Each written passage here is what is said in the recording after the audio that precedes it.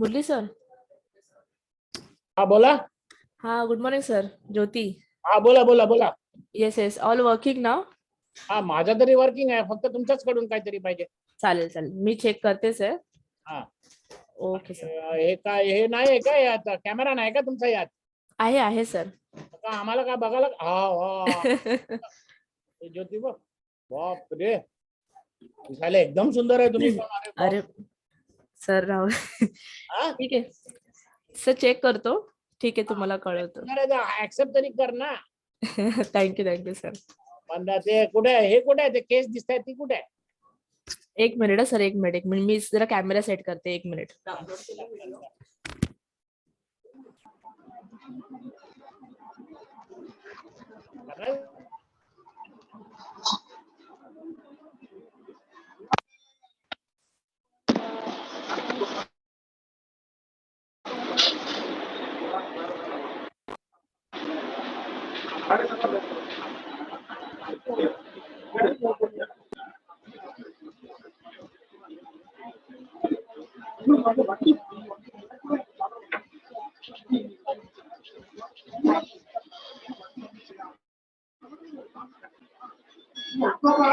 नहीं, आपका माइक को ऑफ रखे प्लीज.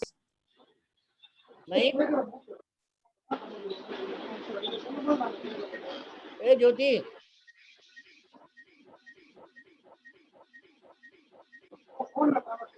ज्योति, अरे वाह!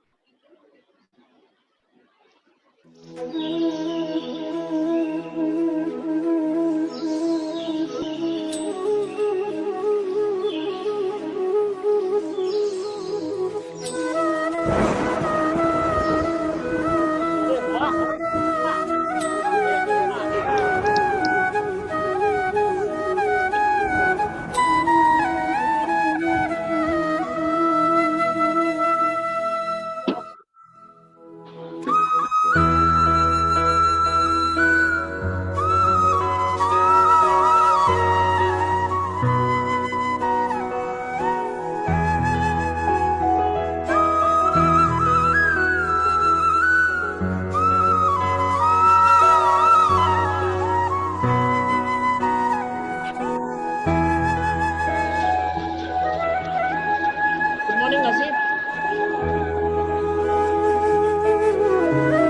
Morning sir, how are you sir? आप कैसे हैं? बिल्कुल ठीक, बिल्कुल ठीक। हेलो, है बाहर है। ऑफिस में हूँ सर, अभी आया सर ऑफिस। ओळखतात का? वाह! मला भेटले असं तुम्हाला. कोण दिसतच नाही. चल बघा.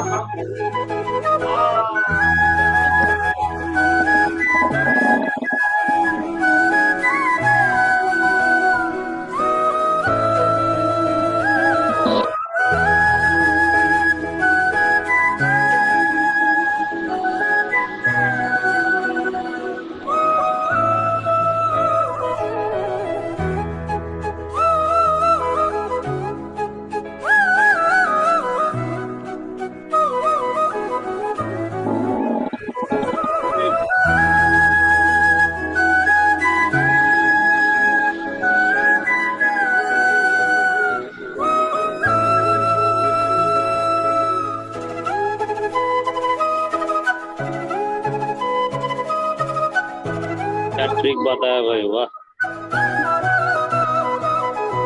पता है, मजा आ गया। Good morning.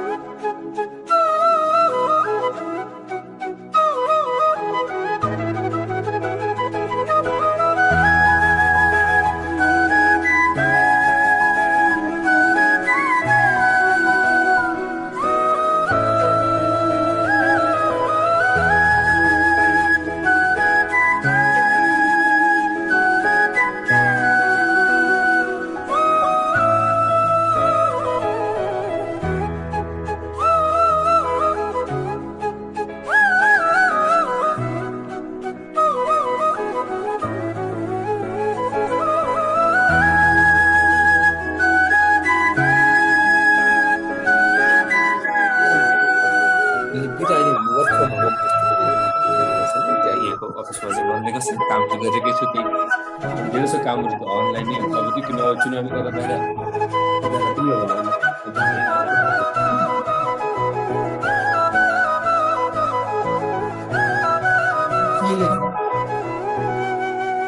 सजिलै छ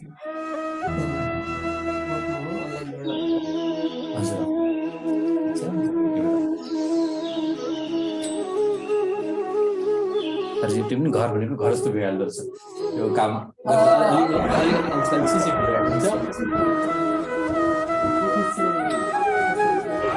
छिटै हुन्छ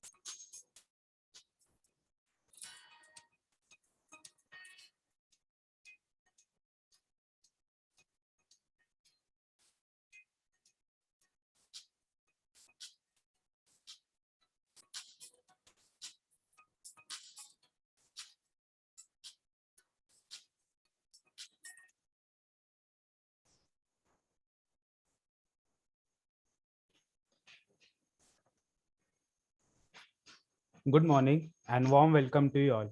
I am Vaibhav, your host for today. We continue with our Sadgun Sangmeet 103rd webinar session. Our today's topic is shaping the world economy. It shall be taken by Mr. Murlidhar Vaitya. He shall be covering economic and geopolitical scenarios, global tensions, possible easing and the economy recovering, explainer of stagflation, technology in unprecedented connectedness, followed by question and answer session. Let's quickly go through the agenda. Virtual inauguration by Dr. Sundar Kataria, invoking the blessing of deity, chanting of Gayatri Mantra, introduction of speaker, presentation by Mr. Murlidhar Vaitya, question and answer session, and last closing session. Let's quickly the brief introduction of Dr. Sundar Kataria, Chairman and Managing Director, ICS Group Companies, Sadgun conceived and led by Dr. Sundar Kataria, driven with a mission elevate and the quality, safety, and environmental awareness levels of industry. Sadgun Sangh is a series of educative, informative events aiming to illuminate professionals on possible solutions to current issues of industry and economy. The brief designation of Dr. Sundar Kataria, Chairman and Managing Director, International Certification Services Private Limited. His academic qualification are Mechanical Engineer, Honorary Doctorate, Business Management. He have experience in nuclear, RAPP. He started his career in building India's first nuclear power plant at Rawat Bata, Kota, Rajasthan. Oil and gas EIL. He contributed in developing India's first oil and gas field at Bombay High since its inception. DNV. He was head of industry and offshore development with DNV for 2 decades. ICS, founder of India's first certification conformance assessment body established in the year 1999, provider of total quality solution, certification of management system, ISO, inspection and testing and training qualification of personnel.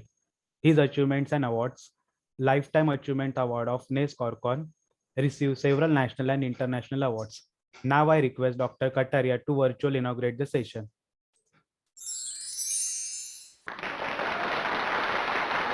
कुरुत्वं कल्याणम् आरोग्यं धनसम्पदः शुभं कुरुत्वं कल्याणम् आरोग्यं धनसम्पदः शत्रुबुद्धिविनाशाय दीपज्योतिर्नमोऽस्तुते दीपज्योतिर्नमोऽस्तुते शुभं कुरुत्वं कल्याणम् आरोग्यं धनसम्पदः शुभं कुरुत्वं कल्याणम् आरोग्यं धनसम्पदः.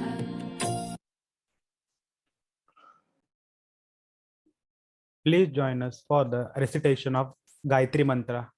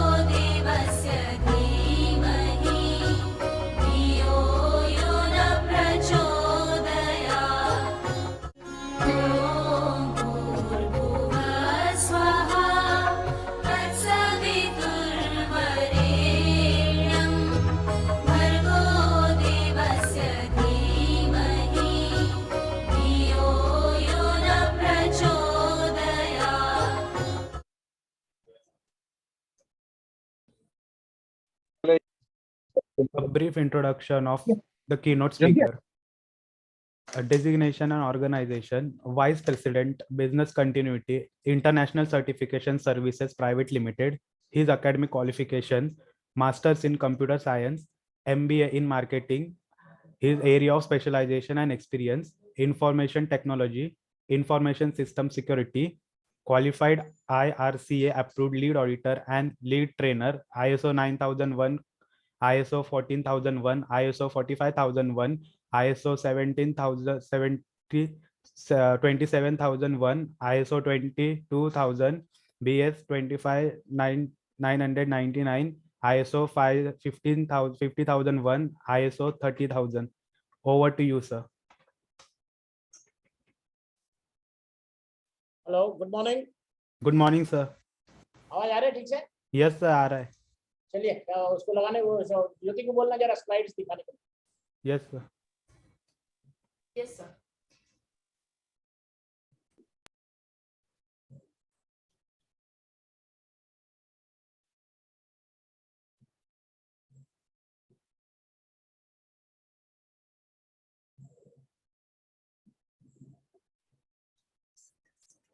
Can you see the screen, sir? Yes, I can speak. Great. Good morning, everybody, and welcome to this this session.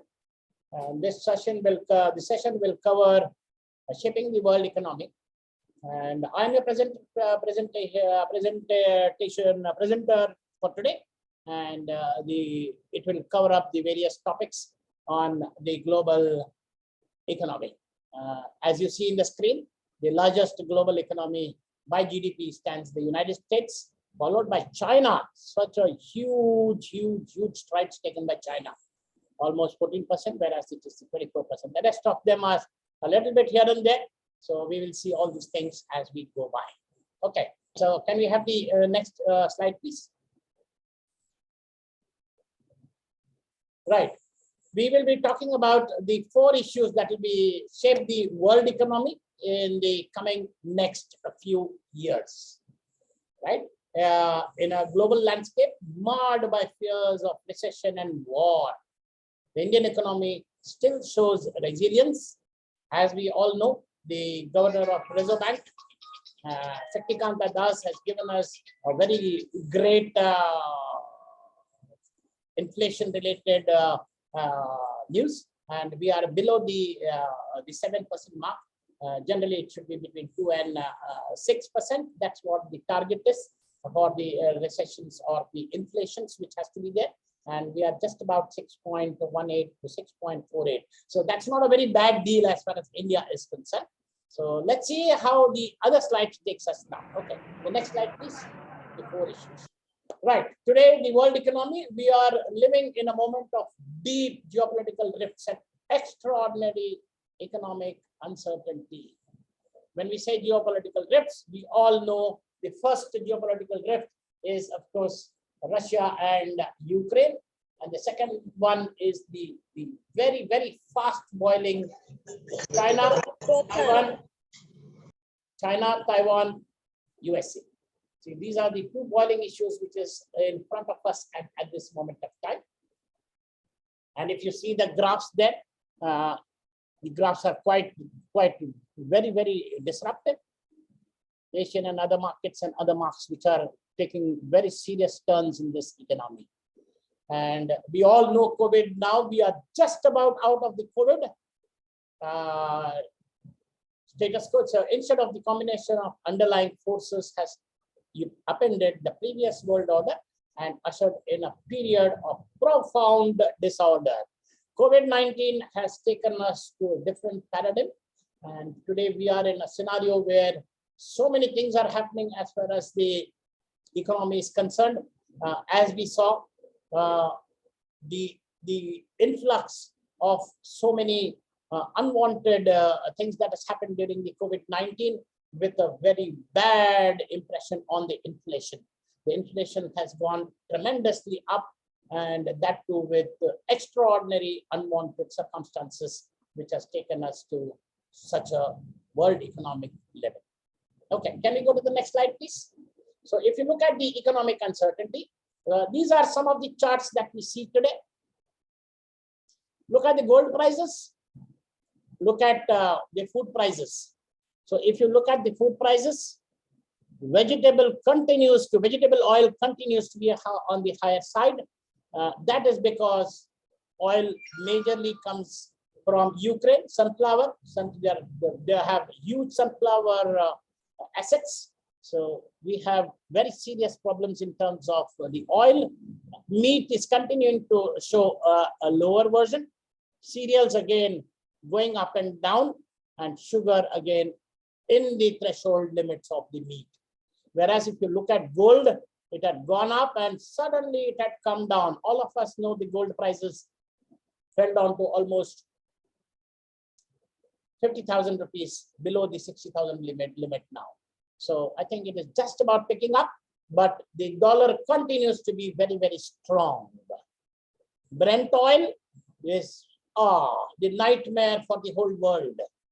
If you see the prices, it has gone past the 120 mark. This is the futures as on 3rd of June 2022. So you see the commodity and food prices have the high inflation rates, which we will talk in the subsequent slides as we go by. Yeah, Sushma, can we have the next slide, please? Right, the state of the economy. Let's look at these four forces. These are the four scenarios which we are going to look at for the next 2 to 5 years. Any list of destabilizing global forces is necessarily incomplete without adding the deterioration in the US-China relations, which I talked about, Russia's war in Ukraine, which I talked about, populism, and finally inflation. These are the topics that we'll be covering. The topics that is not being covered in this specific area is the climate change or biodiversity, which is going to be one of the biggest changes, arguably the greatest challenges facing humanity, a possible COVID resurgence, the impact of artificial intelligence, where it is expected that many human forces work will be taken over by artificial intelligence. We are already seeing so many IT related jobs, so many layoffs have taken. It's in the latest news. And the other disruptive technologies or the role of rogue regimes. We know Iran and North Korea, that's what one of the areas of serious concerns again in the geopolitical front, and possibly many more, but we have excluded these topics. We will be talking about these more topics. So let's go to the next slide, please. The first one, of course, that is the Ukraine. Everybody is knowing about Ukraine. Russia invading Ukraine. This happened somewhere in February, and the power has been very badly shifting. It has hit everybody in Europe, and telling times is going to come in Europe this winter. Europe is very, very dependent on Russian gas and oil, and they will need to keep their homes warm during the winter sessions, which is just about started. And we are going to see many upheavals coming up in Europe, because Russia is very smart. They have already taken up the other markets such as Asia. So great. Russia looks increasingly likely to lose the war. All of us know the mobilization of reservists and nuclear saber rattling notwithstanding. What is the reason for that? First, the extraordinary poise and courage of the Ukrainian people, armed forces and the leaders. The second one is the utter chaos on the Russian side. And the third one is the remarkable unity across West that has provided Ukraine's troops with sophisticated weapons, training, and intelligence. This has happened from the entire US as well as the US, and specifically NATO has also come into picture here. So they have virtually crippled Russia's economy by boycotts and sanctions. So this is one of the biggest threats that we are seeing now. But as we go by, let's look at the other slides. We will be seeing some response from Russia. So let's go to the next slide. So Western unity faces its greatest test this winter, as I was telling you. Sky high energy prices. Energy prices, which is really going to the entire Europe perhaps will be going into the recession. So let's look at some figures. As recently as 2014, only about 20% of the European Union's gas was Russian. By early 22, it has risen 100% to 40%. So they are so much dependent on the Russian oil. Now, on the other side, if you look at India in February, only 1% of the crude was imported from Russia. And today, as at October end, we are importing almost 21% of the crude oil from Russia, which is a substantial jump. The next 38% is coming from the Middle East, and the rest scattered over in Nigeria and other oil producing nations. So Russia is still making its great headway, but Europe is very badly hit because of the imports. Notwithstanding, of course, the US dollar payments. We have the master stroke from our Prime Minister, Narendra Modi, and for the first time ever, we have saved hundreds of millions of dollars by way of foreign exchange. Narendra Modi, our Prime Minister, has come to an agreement with Russia, and we are paying the Russians for the crude coming in at the rate of Indian rupees. So that is the master stroke as brought in by Narendra Modi. The Berlin is now viewing the Russian gas as cheaper and more sustainable than alternatives. So Berlin is now, the German sides are greatly looking, and I'm not too sure how it's going to take shape, but the winter test they have to survive. There is a greater alliance also fitted a German foreign policy doctrine vis-a-vis the Soviet Union and the Russia dating back 5 decades, called the Wandel-Drusch-Handel, that is change through trade. So Germany is also dependent on that. We all know the Nord Pipeline. The Nord Pipeline is Russia going through the entire the Europe, and that the gas is coming from Russia. So let's see what happens as we progress towards this the war on the one side, and the oil prices and the crude prices on the other side. Okay, let's go to the next slide, please. Next slide is the US-China relations. Oh, this is the talking point which is happening now. Taiwan, the greatest country, which is China, claims that this is part of China, and they have full support from US. And Taiwan is one of the biggest suppliers of exporters of iron and steel and a lot of electronic items, which runs almost the entire of the US. And they are also very big in terms of the electronic equipment. So way back in the 72, Richard Nixon made the groundbreaking trip to China, seeking better relations. Things began to change during Barack Obama's second term. In response to Xi Jinping's muscular posture at home and abroad, Xi Jinping continues to show substantial muscular posture. And now Mike Biden, everybody knows Biden is the US the president. He has accelerated the switch from cooperation to confrontation with beefed up security alliances in the region with countries like Australia, export controls for advanced technologies such as microprocessors, which is one of the biggest suppliers. Taiwan is the biggest suppliers worldwide, and the de facto defense commitments to Taiwan. So the US is playing a very huge role, and let's see how this is going to take shape, because Xi Jinping has for the record third time being appointed as the president of the of China. So there's going to be US and the United States and China is going to show too much of their muscular forms as the coming weeks and months will tell us more about that. Right, next slide, please. Now, Beijing is now determined to pursue the unification on a much faster timeline.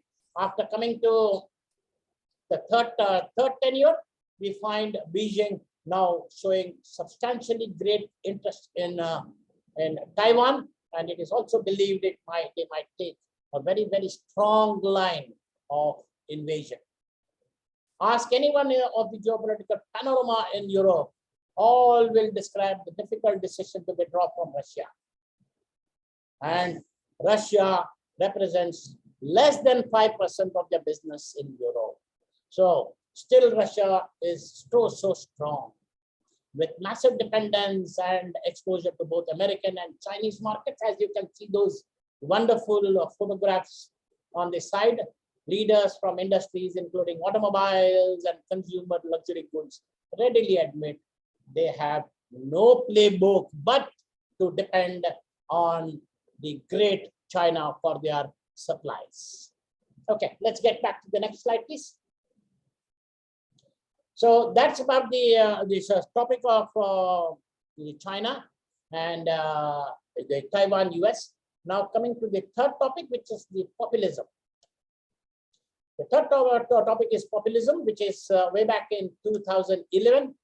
Only 36% of the Americans viewed China unfavorably, with 51% having a favorable view.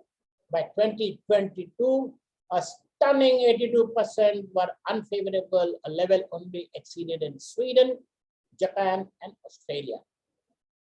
Voters across Western democracy also increasingly distrust globalization. Globalization has eaten away many of the made locally subjects, and this has taken a big blow worldwide. So also the 18% of respondents across developed economies affirmed that the system is working for me, with 34% being unsure and 48% outright declaring the system is failing them. That is the Edelman survey 2019. So the power populists from Hungary's Viktor Orban and Brazil's Jair Bolsonaro to Donald Trump, and most recently Giorgia Meloni, Italy's most right-wing leader since Mussolini. So this has helped into power the most of the populists. We know the populist people, specifically the US, and they are into a great power country which has been existing since ages. Okay, let's go to the next slide, please. And the fourth subject that I'm going to talk about is the inflation. Inflation, this inflation we have not seen for the last 4 decades. Has anyone gone to the local market and purchased the local fruits and vegetables? A simple coriander bundle, which was existing way back in 34 decades ago, was less than 1 rupee. Today, it is almost touching 80 rupees to 100 rupees. So that is the problem which is now going to continue unless we see some solutions to that. Then again, China has also put the zero COVID policy into place. Like Pierre-Olivier Gourshinas has already mentioned, we are at the darkest hours and it's going to be very, very painful. But an even greater fear, inflation is one. The greatest fear is the stagflation, which we are going to look at. What is stagflation? An economic cycle characterized by slow growth, a high unemployment rate, and high inflation. That is what stagflation is hitting all of us today. Interest rates, all of us see, is going up, which is crushing growth, unemployment, and fail to meaningfully reduce the inflation. And the interaction of such economic dynamics with anti-establishment populism would surely be profoundly destabilizing for an already shaky global order. So the stagflation is going to overtake the inflation. Inflation is only one part. So stagflation is what we are going to look at in a greater depth. Okay, let's go to the next slide, please. Let's look at the inflation rates.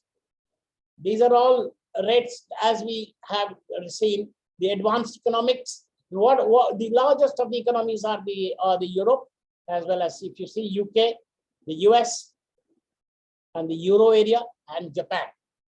We all know that the US dollar is highly dependent on the 6 peers. The 6 peers are the UK pound, the Swiss franc, the Swedish krona, the Japanese yen, euros, and one more thing which comes into that. So these are the 6 pairs which the US dollar is pitted with.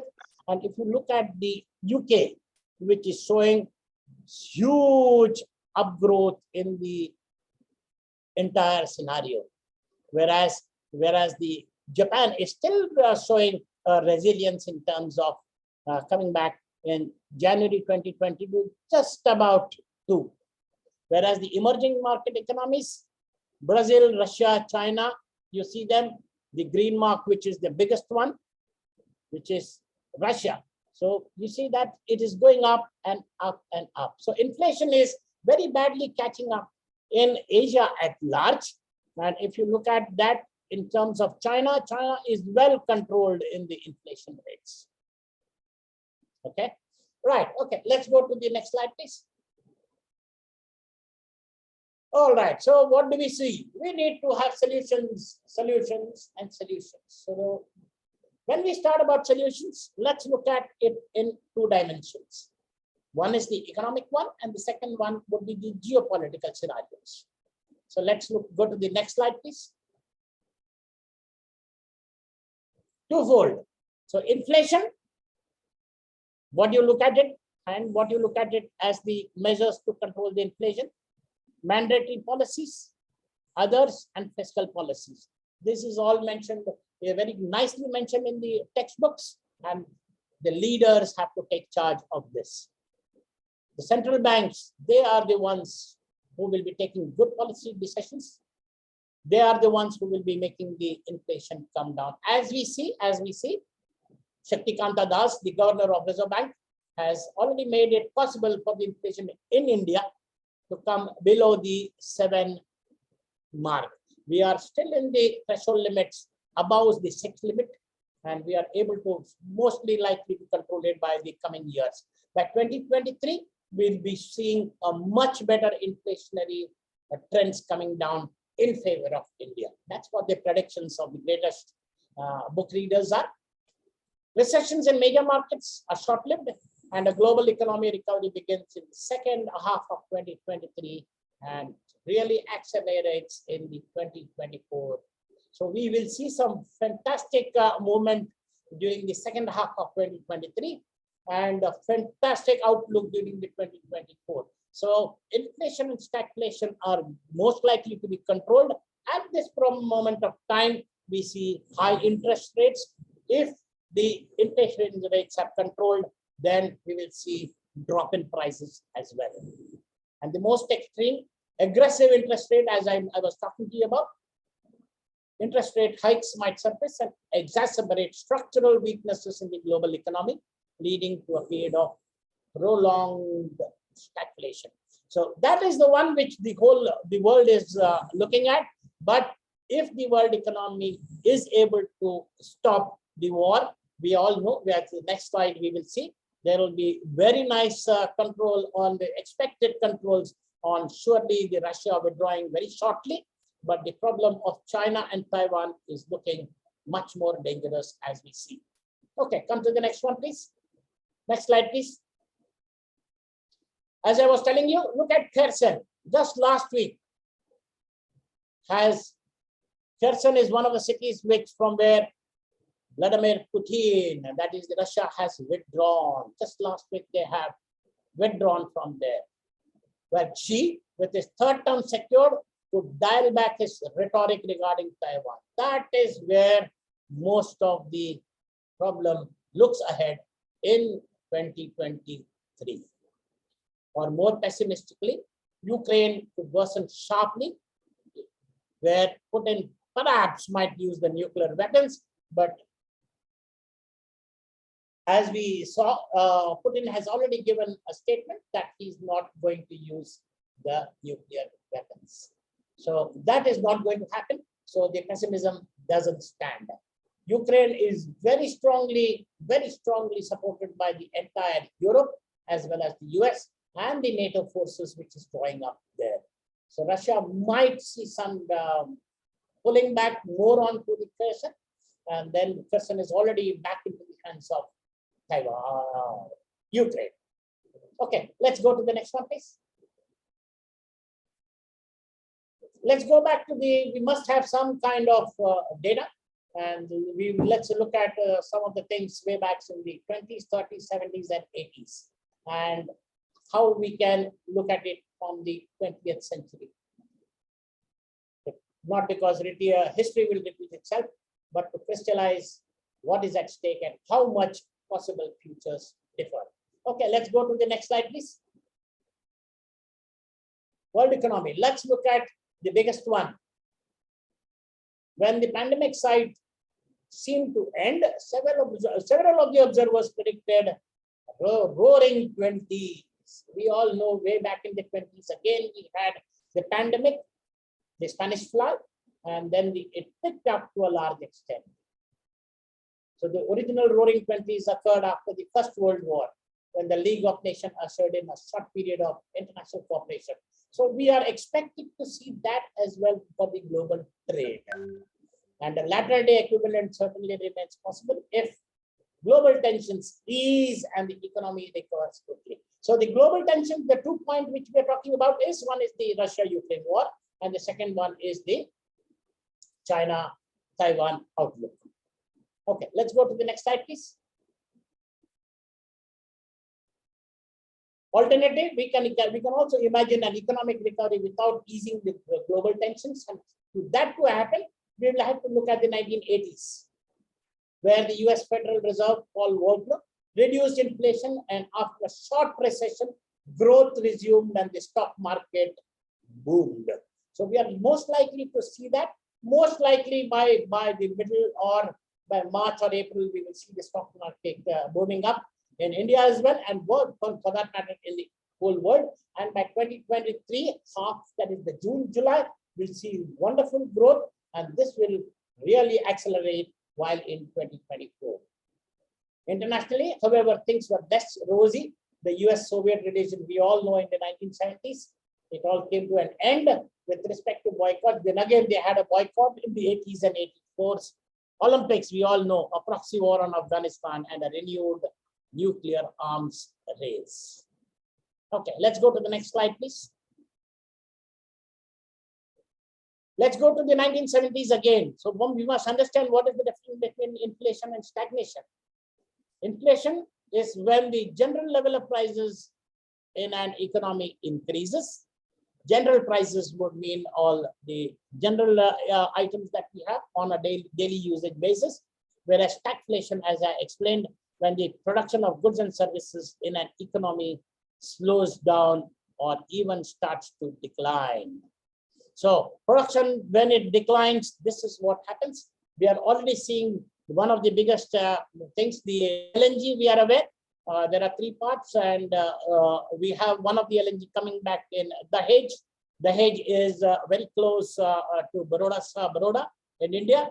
And last week there was the news that all the tankers are full, which means there are no imports, which also means that there are no much consumption within India for the LNG.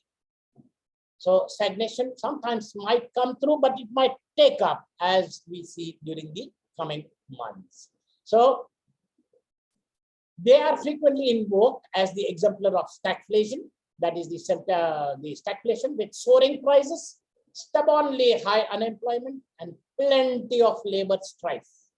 However, global tensions had eased, at least between the superpowers, way back in the 1970s. Come back to the 1930s, another decade in the 20th century, characterized by very high unemployment and low growth and economic turmoil. Fascism, that is one step which is very seriously taking the democracies away. That is taking away, including the global tensions, which is a catastrophe to be corrected. Okay, let's go to the next slide, please. So this will see the stagflation. Look at these international prices of rice by origin. India, Vietnam, Thailand, going up, coming down. Way back in June 22, we are all at the 400 threshold limit. Whereas August 21, August 20, it was so high. So this is again the prices of rise. This is what is being given to us. This is as per the USD per ton rates. Right. Okay. Let's go to the next slide, please. The world today is a very different from the decades of in these scenarios instead of the 1930s and 40s and 1970s. We look at technology. All of us are using technology. Technology has gone unbelievably into the most high levels today. Who would imagine that a 5 GB RAM, there was a big truck to carry it, and at least about 50 people to hold it and put it back into the aeroplane. Today, look at that 5 TB, and today 1 TB, you have it on your own mobile. So technology, unprecedented connectedness. Today, we are also onto the 5G. 5G is going to take tremendous steps as the coming months go by. So the stakeholders have also become far more powerful, and global supply chains and financial systems have vastly increased the economic interdependence. That we will see in the next slide. We only hope that the 1920s horrors don't repeat. Let's look at India's trade profile with the EU. This is the 2021, 54%, 47%. That is the green mark. What is the green mark? Others. So we are more on to that. 19% is the blue mark, minerals and fuels. It remains the same, 13%. Now it is 19.1%. Exports versus imports. Just today's news. Exports, there won't be any more taxes going on as announced by the government of India. So iron ore and other things which is already put across. So these are some of the things: machineries, builders, electrical machinery, the trade profile, India's trade profile in terms of exports and imports. Okay, let's go to the next one, please. So we are now looking at the resilience. Resilience has 6 domains: vision, composition, reasoning, health, tenacity, and collaboration.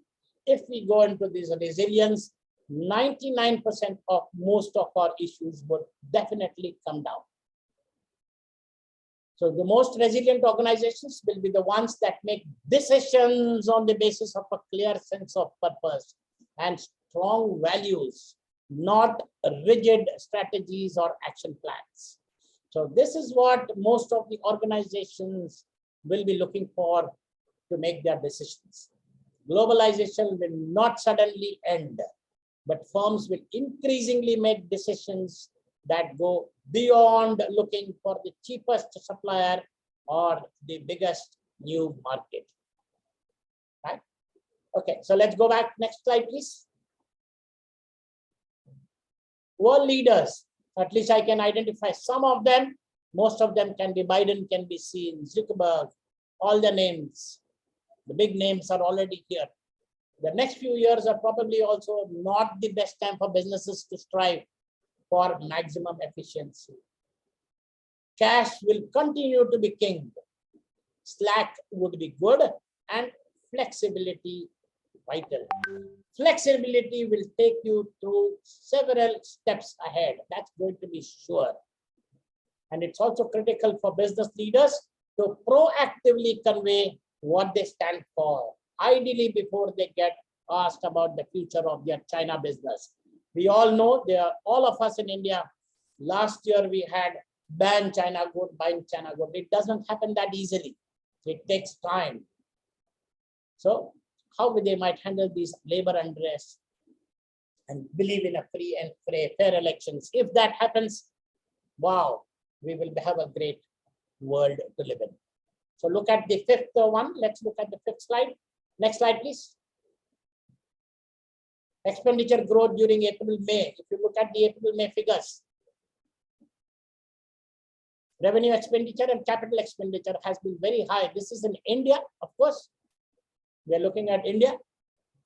We are living in India, so might as well look at that same figure, whereas in 2017-18, where revenue expenditure and capital expenditure stood at the shoulder length.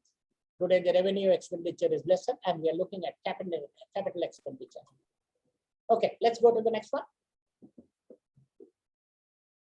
Right. So this period of disorder could be short or long. So if you look at good decisions, your next exit has to be good decisions.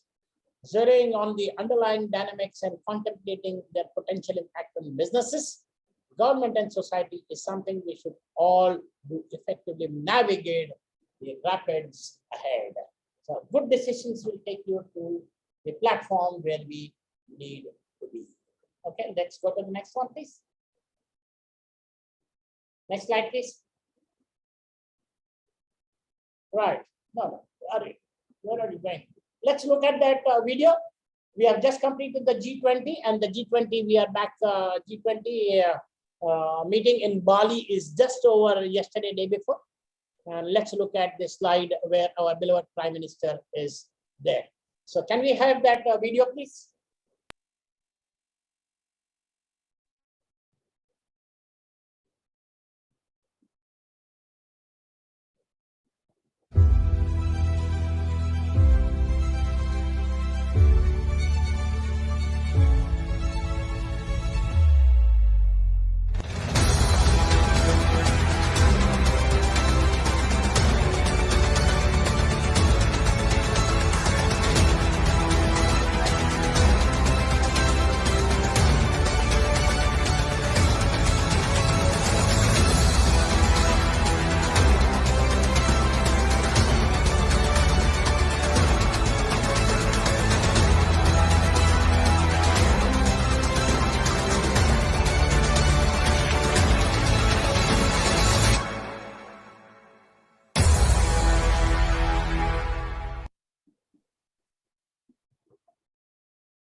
Okay, can we also see the other slide where we will see the Indonesian now? The next come to the presidency of the G20 comes to India, and let's do that last slide. Last slide. Can we go to the last slide, please?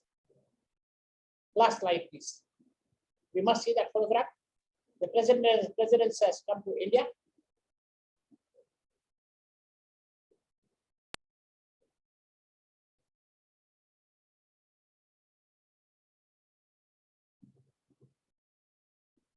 Let's see the last slide, please, in this. Just a minute, sir.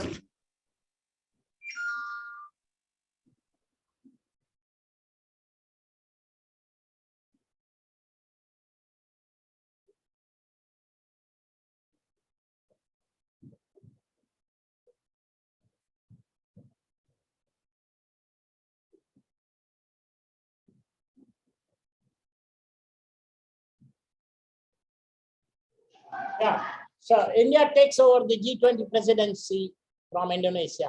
That's a great clap. Please have a clap for India. All of us, the matter of pride for every citizen of India. I'm an Indian. I take great pride along with every one of my brothers and sisters in India. So the presidency comes back to India, and the next year it's going to be in India. Okay, and then let's go to the the last slide. Can we, Jyoti? Oh, thank you so much for listening to me so carefully.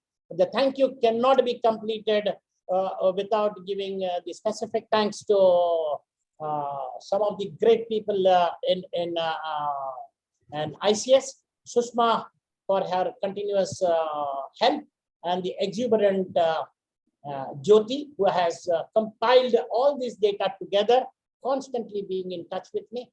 And what you see on these slides today, it's because of her. Thank you, Jyoti. Thank you, everybody, for listening to me. Yes, over to you, whoever is the next one, please. Thank you.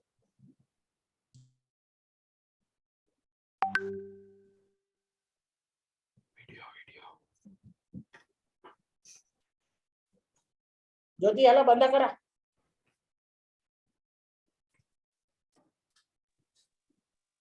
Can you hear us?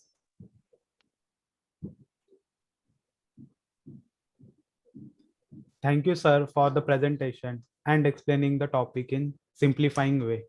Now I request all delegates to put your questions in the chat box, which shall be taken up during the discussion.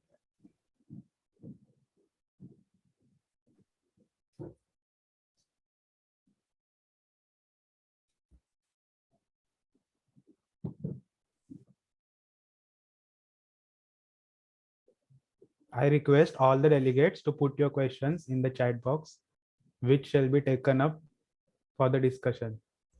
I think instead of the question, you can ask it. Let's have a free form. Anybody wishing to say something, please go ahead and say something. Let's have a free for all.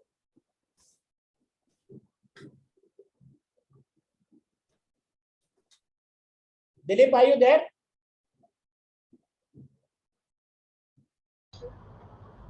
Yes, hi, good morning. Please say something. Those please do not keep silent. Hi. Hi, Murli sir, how are you? No, sir, no, sir. Please say something.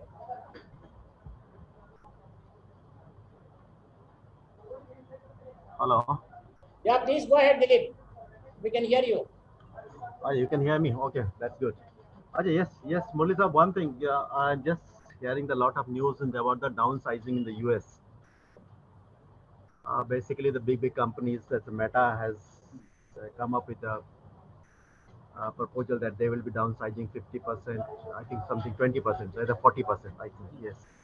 And this Musk has said that in Instagram they will be doing downsizing of around 50%. So how you expect this trend will continue in India? It will have the impact on Indian economy also? Right. If you look at the downsizing, you're only looking at downsizing. You're not looking at expansions. Okay. Okay, what way? You must look at expansions. If one door closes, several others, not one, several others open up. Right. So Okay, but yeah, please. there will be emerging markets which is going to come up. There will be knowledge and skills which is going to come up. Artificial intelligence, machine learning will take very huge strides. There will be different methods which will be coming out, will be giving you better kinds of employment. That is what the future is holding. It's downsizing is one part because it's also telling you to upskill yourself. Understand? So unemployment, I was still talking to you, is one of the stagflation, but that will only pick up on the latter part of 2023. And it will take a complete full size in 2024. No, as a corporate, is it not your social responsibility to maintain the employability of the people, those who are working with you? Sorry, again, what is the question? Is it not your social responsibility to have a human aspect for this issue? Downsizing for the say 10-20% is okay. Absolutely. But when it comes to the 50% is a use. And this poses the question also for the management. Yes, it is management. Somebody else can also answer this question. I think Sudesh is he there? Sudesh Sharma ji?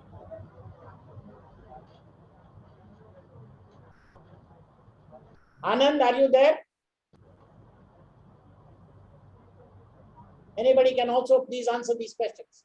But I think as I showed you in the last slide, big decisions have to be taken by the management, as you rightly said. Dilip, I'm answering you. I agree with you, but the thing is that suppose now he says he might Twitter may be bankrupt. Okay, he make the decision for the bankruptcy, declare it bankrupt. That is not economically feasible. Then the question comes that the companies, the bankers who have financed this deal, so that time they have not seen that time. I don't foresee the bankruptcy coming through. I don't foresee the leaders who are dealing in businesses to be so bad thinking in terms of bankruptcy. It's not going to happen. They are all into business. Once they are into business, they know exactly how to tackle those situations. So we are going to look at the 1920s upheavals coming up.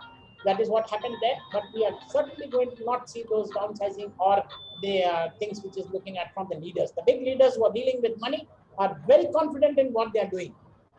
Very confident. Please. I mean, sometimes it seems that Murli, that they have created this hype. Oh, I have no answer to that. This is engineered. This is engineered. The kind of thing that decisions are taken by the West, especially the US economists and the US capitalists. They are creating the bubbles for these things, for the inflation, for this, all these things. You cannot challenge the figures. You cannot challenge the brilliance of the educated class.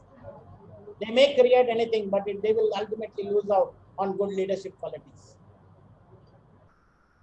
Okay, but I don't agree fully with you on that subject, because it's not like all the brain is with the US people only. It's not necessarily the US economy because of the strong US dollar. It possibly that must be the reason. Okay, yeah, fair enough. Yes, somebody else is there. I think there is another question, Krunal. Inflation is going to come down 2 to 6% is the threshold limit. As I told you, Shaktikanta Das, the governor of the Reserve Bank, has already come out with 6.28 this month, coming down from the 7 numbers. So we are not going to look at we are going to look at the threshold limits. We may come down to 6%. Thank you, sir. Thank you. They are extremely, let me tell you that Shaktikanta Das, the governor of Reserve Bank of India and others are extremely brilliant people living in India. Right. Absolutely brilliant.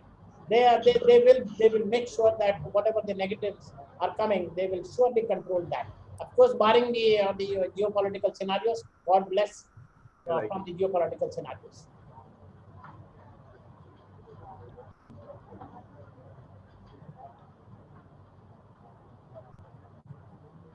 Yeah, any other questions are there?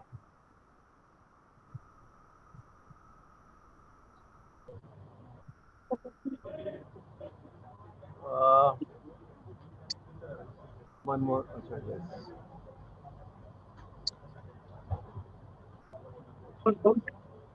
Yes, Dr. Sundar Kataria is there. Yes, Anything is guys coming up? तो कोई बात कर रहा है क्या? Actually, Dr. Kataria has raised his hand. कोई बात तो भी करना चाहिए ना? Yeah, I think very good presentation. Oh, thank you. You have covered a lot of things in such a short time. My question basically, you see, now the economy has become world economy is very complex. Now, my question, 2-3 questions are there. How is going to work? First thing, if you see about 10 years, 20 years back, the government projects played very important role when it comes to economy development of the nation. Now there are a lot of private investment which is coming in. Quite a mega projects are taking up by them. Even then they are entering into nuclear power and solar power in very big way. So how is going to make effect? Apart from that, also the RBI and Government of India put a lot of efforts in getting direct investment from foreign countries. Like this, if you see, now we started making your silicon, factories, big factories where you require millions of dollars to be spent. So first thing, my question is this: how is the private investment placed, and how is the government investment placed in the development? Second, my question: now India also has been trying to have Indian rupees acceptable by many of the countries. How is going to affect your USA dollars? Thank you. Right. First is the US. Good. Anyway, yeah, Dilip, you want to say something? No, please go ahead. Okay. I think the Indian rupees is the master stroke by the Prime Minister of India. We are saving billions and billions of US dollars, which has to go out. So I think a lot of Indian rupees, that also makes India very proud of showing that Indian rupees payments are there. The second one is, of course, the first question was that the private investors are already coming and taking part into that. And that is because of the great leadership shown by Narendra Modi and his entire team of the government of India. So that has to happen, and the private players have to come into place. That is how the economy at large grows. It depends on which are the areas which the investment is going to take place. Okay, so that's the answer from me. और कुछ बोलना चाहेंगे दिलीप आप? It's okay. I agree with you that rightly that Dr. Kataria said that acceptance of rupees in the international market for the trading open up. This is the one of the master stroke, and it is going to change the face of this international trade. We are going to be proud Indians. That is a guarantee. Yes, yes, that's the one of the master stroke. Yes, this is the game changer for the future. A second thing, Indian government is spending a lot of investment on infrastructure. So this is the phase where they are putting a lot of money investment on infrastructure. So result will come in the next decade. You will see the benefit of this, all these schemes, biggest schemes in the coming days. The results have already come in terms of infrastructure, capital expenditure in breakup. Huge highways already being started. Huge, right. It is not only in Mumbai what we see, it is the whole of India. Yes, across pan India, yes. So Nitin Gadkari is the man who is the brain behind all this. Yes, only one. I think where we are lacking behind is the political will or something is there with the agriculture sector, where we are little not able to control this sector the way it should be. Agriculture has been one of the biggest pain in the neck for ages together, decades together in India. And to come out of that, there was a master stroke by Prime Minister of India. Unfortunately, it does not work because of the big sharks. As you see today, digital payments, everybody, even a local bajiwala is accepting your Google Pay network or Paytm. Look at the digitization today. Yes. In fact, we are the winner. We are the one of the means you can see the country which is using this at a very large scale. Absolutely. The percentage wise, if you see that we are much ahead with the US so-called advanced countries. Absolutely. आपका आवाज टूट रहा है Dilip. Okay, so speaker mein. Yeah, can I ask you one more question, please? Yeah, several of them. Yeah, okay. And what is the Dilip ji has told about the agriculture, but if you see the face value, what is actual? Today, still our farmers are facing a lot of problems. They don't get what effort they put. 3 months they spend and to grow and then do the harvesting and all those things, water scarcity and a lot of things which plays important. When he goes to the market to sell his product, he doesn't get the right price. And apart from that, if you see the present scenario, the international market, the wheat production has reduced by 10 to 15%. Rice is going to be another crisis is going to play, which is already we have food crisis in the European countries. So how do you see this one? What government has to do that the people from agriculture, they don't go to city, migrate to cities and look for the service rather than growing the food. So that will only solve our economy of the world. You can say food security, basically, is most important for any economy of any of the country. You see, the biggest problem has been that they have already been taken huge loans from the private sectors. Most of the farmers in India, they are taking the cash money which has been now unaccounted for. So for that, we had a master stroke from the Prime Minister of India, Narendra Modi ji, for controlling this. But I think if I recall, it was something last year where it did not work out to the extent that was needed.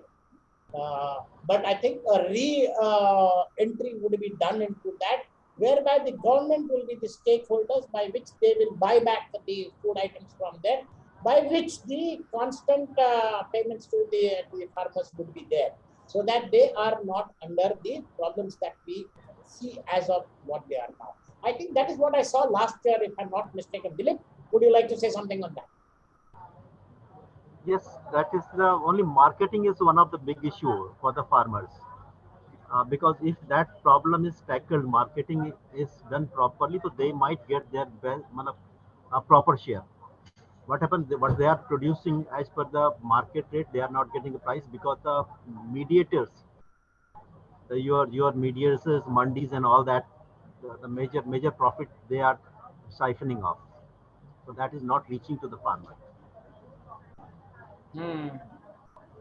So what is to be done? That needs to be understood. No, I think Dilip, Prime Minister Narendra Modi ji had introduced some kind of a very good process during the period by which the government would directly buy it from them and then give them the money that is required. No?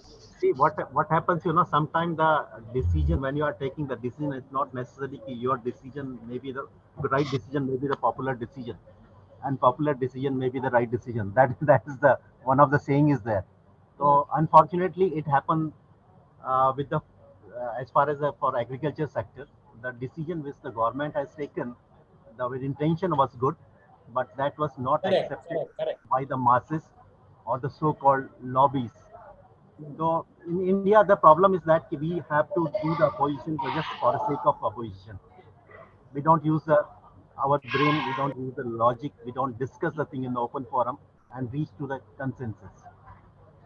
But what are the solutions? That is more important. That is what we are looking at.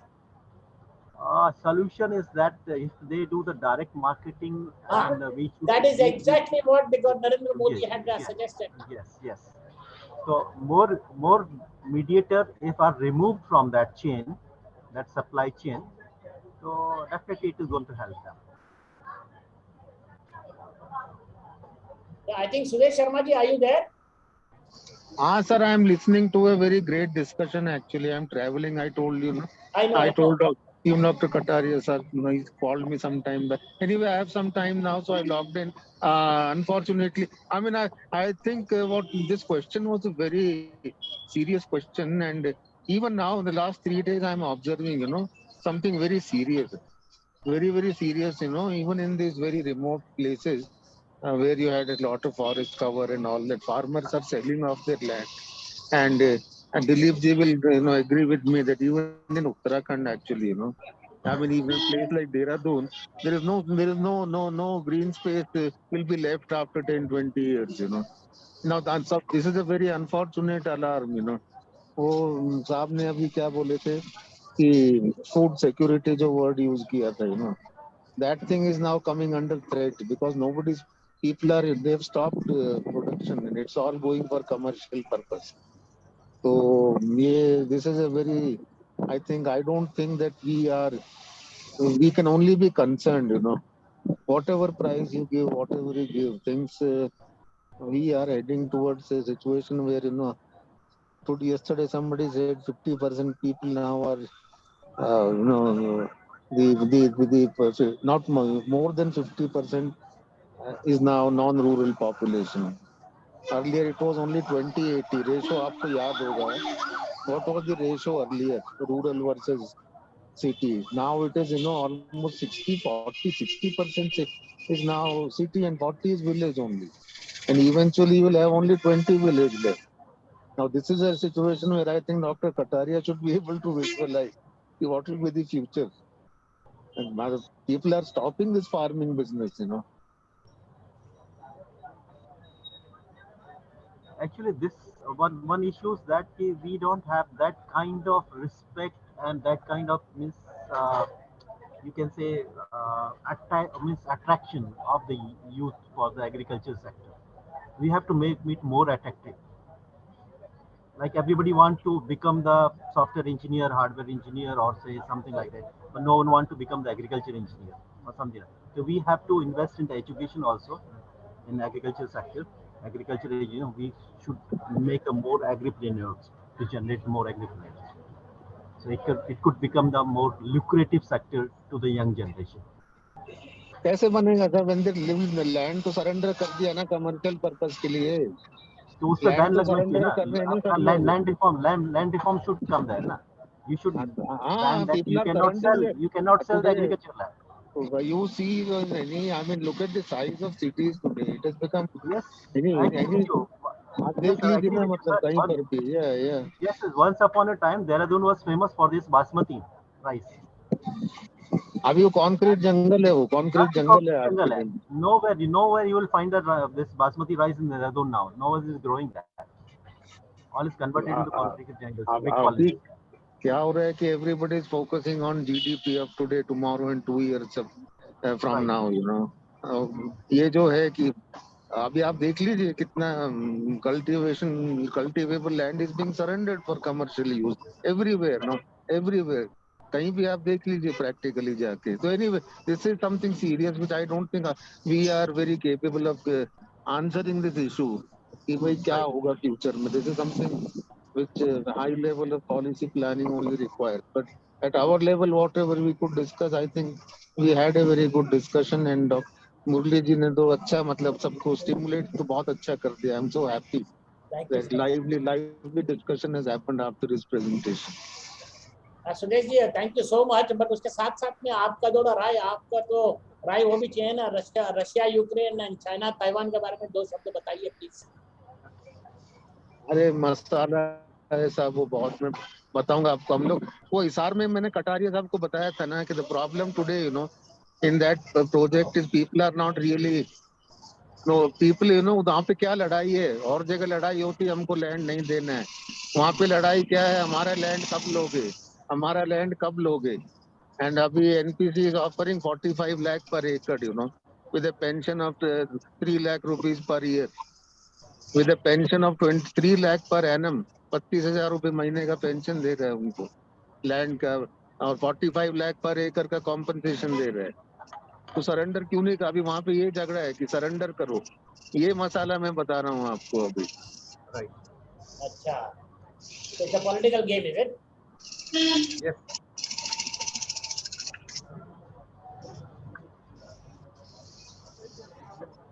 हाँ, दिलीप, आपके लिए भी कुछ chat में कुछ सवाल है, please देख के आंसर करिए. Dilip, I see if I can access it. 1 minute.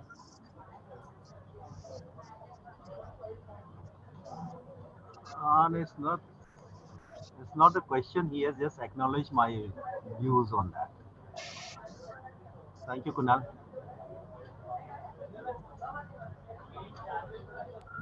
Hello, Kunal sir, if you want any questions, you can unmute yourself and ask, sir.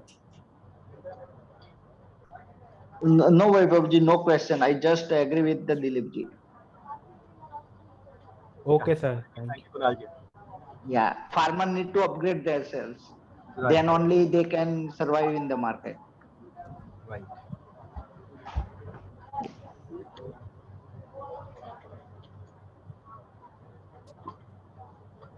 please, anybody else can also partake in this discussion. It's an open economic world economy. This is a topic which rarely comes through. Anybody can have any discussions, or please have your own words as well. Anybody.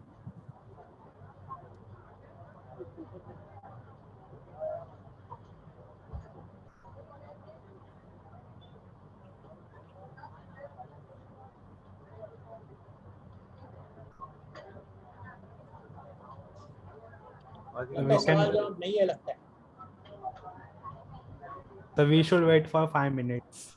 Okay.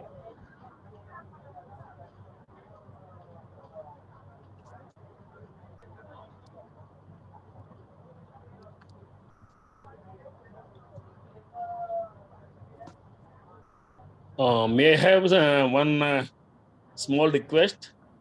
Not a question.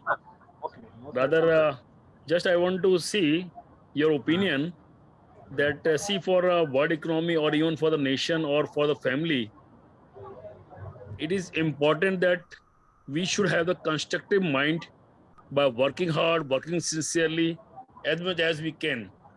And of course, so many negative forces are also there. So how to obstruct such negative forces so that for the prosperity of our nation, for our family, or even for the world, we should have the constructive approach. That is just my view, what we can do. Thank you very much. हाँ दिलीप आप कुछ बोल सकते हैं, बिल्कुल सही कहा उन्होंने. Bachani Sahab, I agree with you. Basically, thing is that just it's my personal view. The thing is, if individual character, the value system, if you build around such an environment ecosystem, if you can provide to our people, our young generation, where they can build the character value system in them, then if the person individual is okay, then the society will be okay. If society is okay, then the nation will be okay. So that chain goes start from the individual. So yes, I agree with you.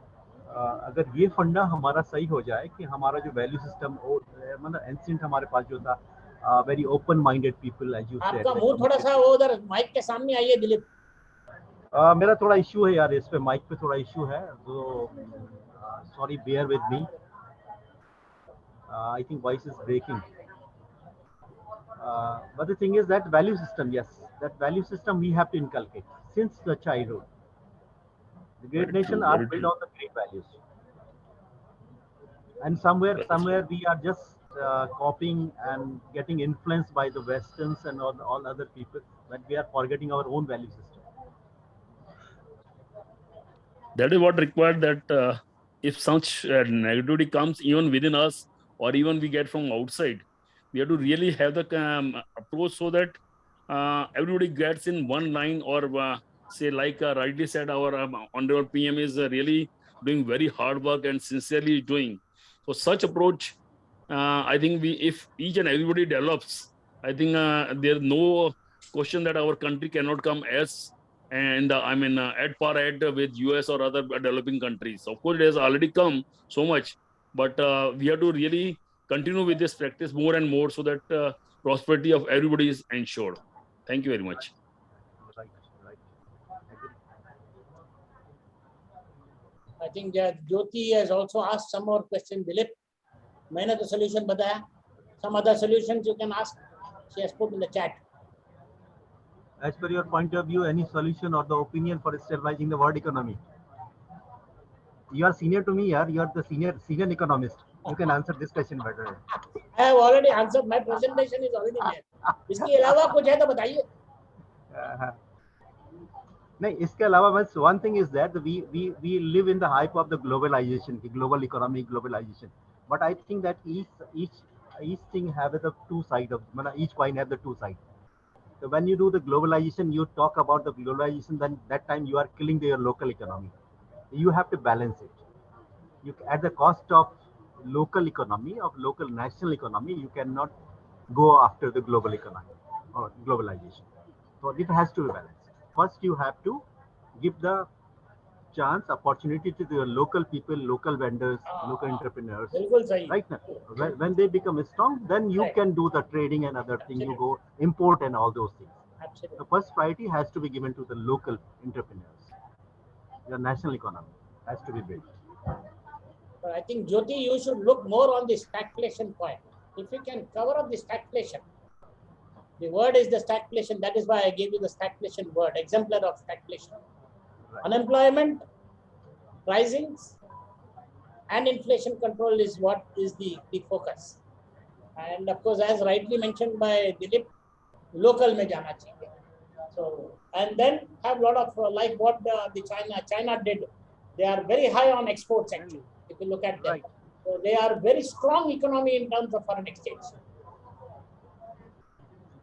Dollar value, they are very strong in dollars if you look at it. And one more thing, Mulli, I feel that our corporate, they don't help their vendors. They don't support the local. So they should come forward and help them, groom them. What do you think? What do you say?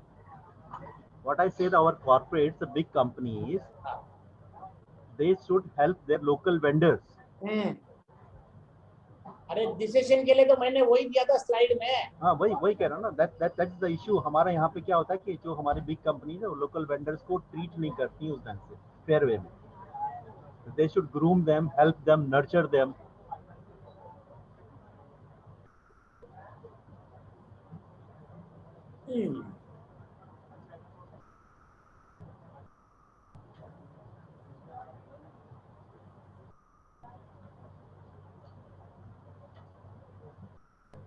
There is another question there, Dilip. Commercial and public sector of the economy. How can we PSUs operate के the बारे में commercial बोलिए। and public sector of our economy? So, you can PSUs के बारे में कुछ बोलिए। नहीं आप बोलिए इसके बारे में तो अभी आपका टर्न है. It is an open forum, yeah. Yes, please.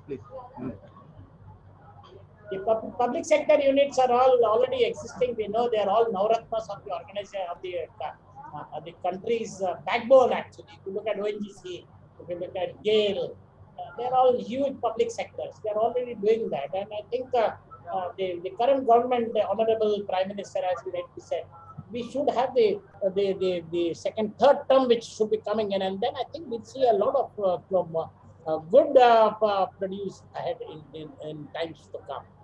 And that's what I feel. So anyway, Dilip, आप कुछ कहना चाहेंगे?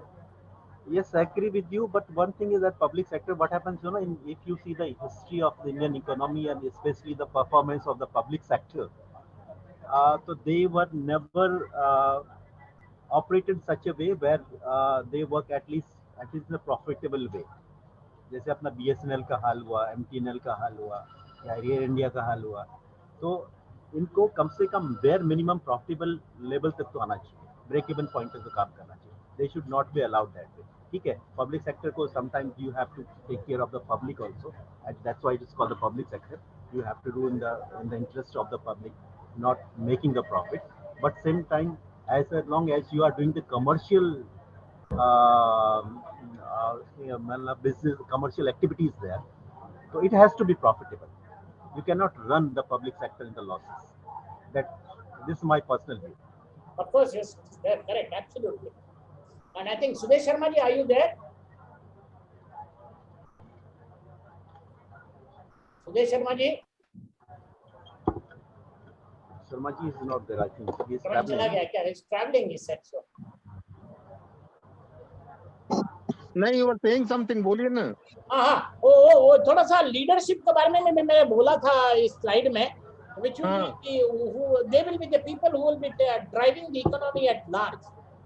If you can highlight some good points of from there, it would be a great thing for this entire audience.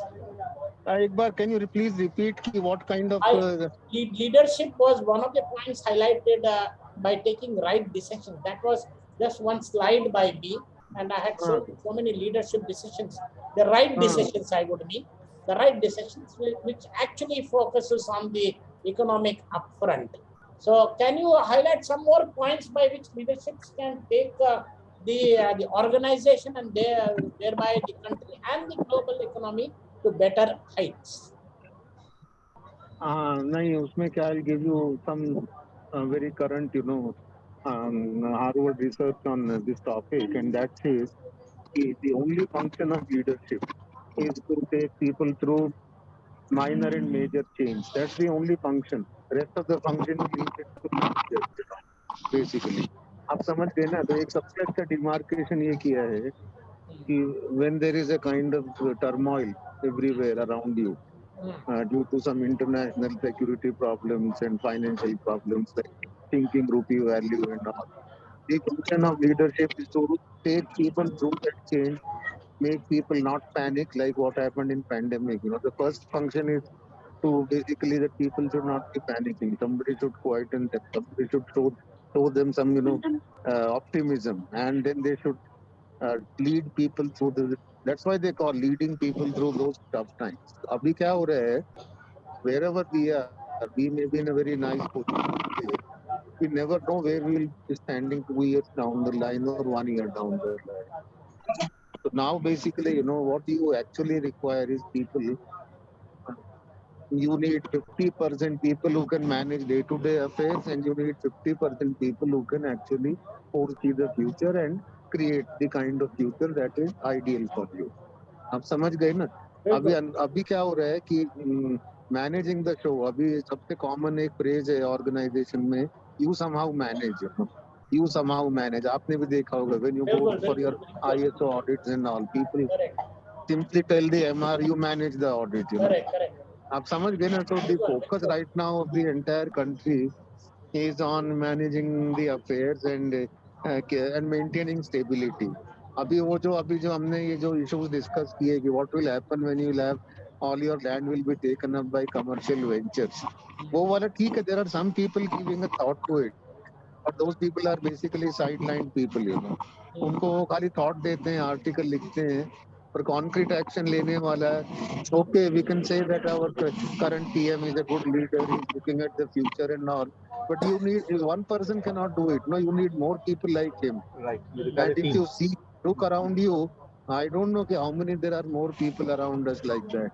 आप समझ गए ना? तो वो अभी cultivate करना बाकी है. That is one serious issue now. Any more inputs on this will be most welcome. You know, I think Kataria sir can also comment. Where are those people? Why you have only one or two people who are thinking ahead in the whole nation? Yes, I agree with you, Professor. Yes, I agree with you. We should create the more leaders.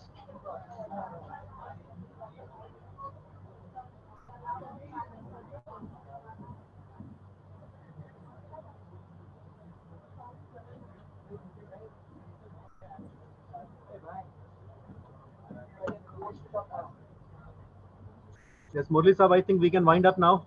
I'm through. It was a question and answer. मेरा presentation तो हो गया. Yes, I think yes. नहीं, अच्छा हुआ क्या? Speaker का role क्या है? He should stimulate a good discussion, you know, irrespective of the you know, the quality of the PowerPoint and all that, you know. वो सब पे क्या, वो भी, that is also part of, you know, this leadership. Actually, people generally क्या होता है कि people focus too much on, you know, how many slides, how many this thing. The main role of the speaker is to stimulate a good discussion, and I think Murli ji should be happy that he did a wonderful job. Thank you, sir. Thank you, sir. Thank you so much. Thank you, sir. Thank you so much. Murli Sahab is a good orator, good speaker, highly learned fellow. Yes, we learn a lot of things. Thank you, Murli ji. Thank you. Thank you.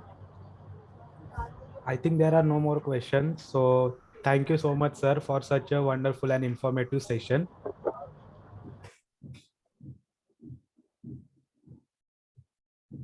Thank you. Welcome.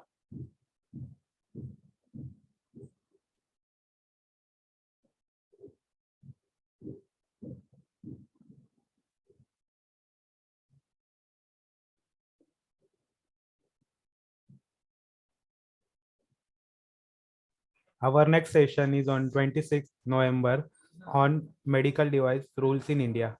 It shall be taken by Viral Shah.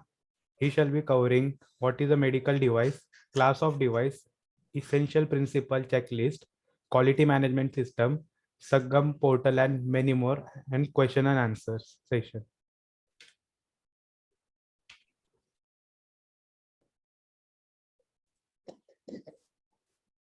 ICS is pleased to provide you all its research and development, integrated management system, excellence in education management, ICS made easy in Gujarati, Marathi, Telugu, and Hindi. For reading any of the book, please contact Ms. Sushma Kendalkar. Feedback form. Please register on www.sadgunsang.org and go in your login and give feedback. Thank you on the behalf of Sadgun Sangh team, I would like to express my gratitude to all esteemed delegates of the webinar for their presence and contribution to make this webinar a great success. Now we officially close the session. Thank you all.